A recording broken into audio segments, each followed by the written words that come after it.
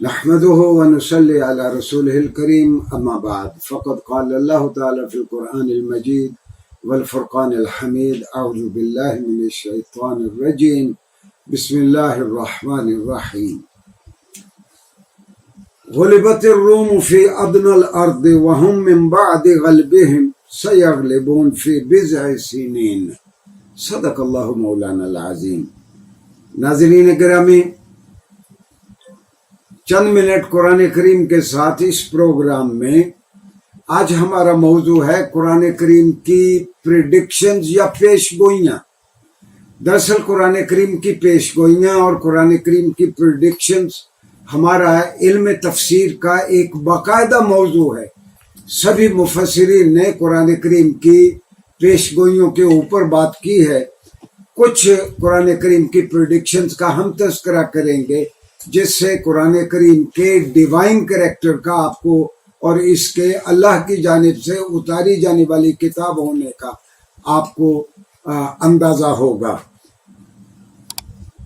رسول اللہ صلی اللہ علیہ وسلم کی بعثت کے چند سال بعد یعنی ابتدائی زمانے ہی میں سورہ روم اتری، اور سورہ روم کی میں نے 2 سے لے کر 4 تک 3 چھوٹی چھوٹی آیات آپ کی خدمت میں پیش کی. ان کا ترجمہ یہ ہے کہ نیئر لینڈز میں ادن الارض، اس کا شاید بہترین انگریزی ترجمہ نیئر لینڈ یعنی قریب کے ہی علاقوں میں روم کو شکست ہو گئی، اور یہ رومی جو اب شکست کھا چکے ہیں چند ہی سالوں میں قرآن نے کہا یہ دوبارہ فتح یاب ہوں گے. ناظرین گرامی، جب رسول اللہ صلی اللہ علیہ وسلم کی بعثت ہوئی اس وقت دنیا کی 2 بڑی جو عالمی طاقتیں تھیں، ایک روم تھا، بازنطینیوں کی حکومت تھی، دوسرا بڑی عالمی طاقت ایران تھی. رومی بنیادی طور پر عیسائی تھے اور جو ایرانی تھے اس وقت یہ مشرک تھے. مسلمانوں کا دل خدا پرست لوگوں کی جانب، چاہے وہ مسلمان نہ بھی ہوں، اللہ کو ماننے والے ہوں، وہ ان کے لیے دھڑکتا تھا. جبکہ مشرکین مکہ اپنی ہمدردی کا اظہار ایرانیوں کے ساتھ کرتے تھے. جب رومیوں کو شکست ہوئی تو وہ بغلیں بجاتے پھرتے تھے مشرکین، اور گویا مسلمانوں کو ایک طرح وہ سناتے تھے کہ یہ خدا پرست جنہیں آپ کہتے ہیں ان کو شکست تو ہو گئی. تو رسول اللہ صلی اللہ علیہ وسلم پہ جب یہ وحی آئی کہ یہ قریبی علاقوں میں یعنی یہ ادنی الارض جس کو قرآن نے کہا، یہ آج جہاں بصرہ ہے موجودہ عراق میں، اس کے قرب و جوار میں اس کے قریب ہی یہ رومیوں کی اور ایرانیوں کی جنگ ہوئی جس میں رومیوں کو شکست ہوئی. تو رسول اللہ صلی اللہ علیہ وسلم پہ جب یہ وحی اتری تو مشرکین نے مسلمانوں کا ناطقہ بند کر دیا کہ وہ جو تمہارے خدا پرست ہیں، جو عیسائی ہیں، تو مسیحیوں کو شکست ہو گئی ہے.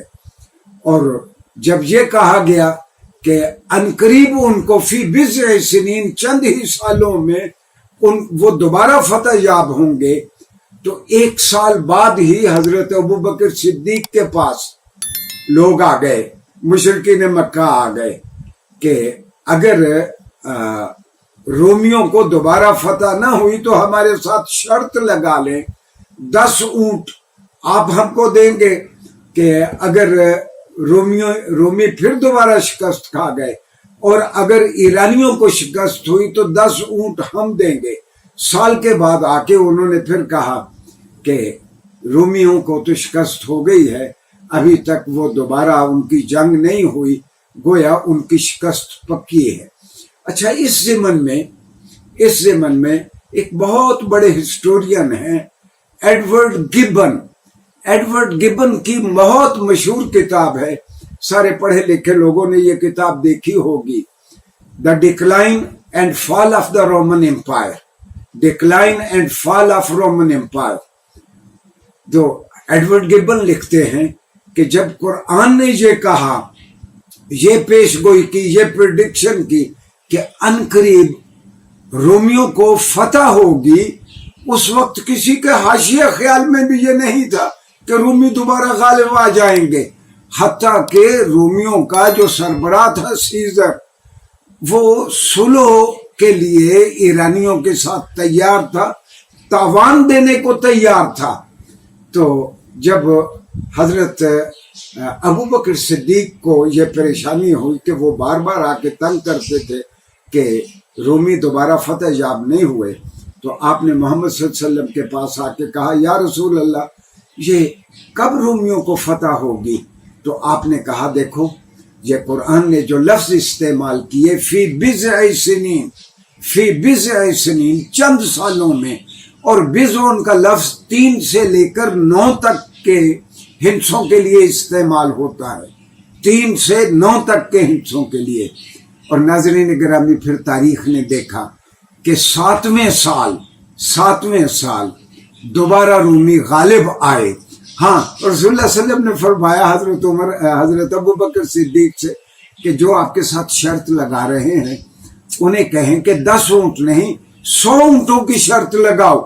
اچھا میں عرض کر دوں کہ اس وقت تک اسلامی شریعت میں شرط لگانے کو منع نہیں کیا گیا تھا، جب تک یہ حکم نہیں اترا تھا مسلمان شرط لگا لیا کرتے تھے۔ تو حضرت ابو بکر صدیق نے مشرکین مکہ سے کہا نہیں 10 اونٹ نہیں 100 اونٹ۔ تو وہ بڑے پر امید تھے کہ ایرانی دوبارہ غالب آئیں گے۔ تو یہ آیت اترنے کے 7ویں سال جب رومیوں کو دوبارہ فتح نصیب ہوئی تو انہیں مسلمانوں کو وعدے کے مطابق 100 اونٹ ادا کرنے پڑے، اور پوری دنیا نے اس بات کو تسلیم کیا، غیر مسلموں نے بھی، کہ قرآن کریم نے جو کہا تھا یہ قرآن کریم کی پریڈکشن صحیح ثابت ہوئی۔ ناظرین گرامی آمدہ لیکچرز میں ہم دیگر پریڈکشنز کا، دیگر پیشگوئیوں کا تذکرہ کریں گے۔ شکریہ۔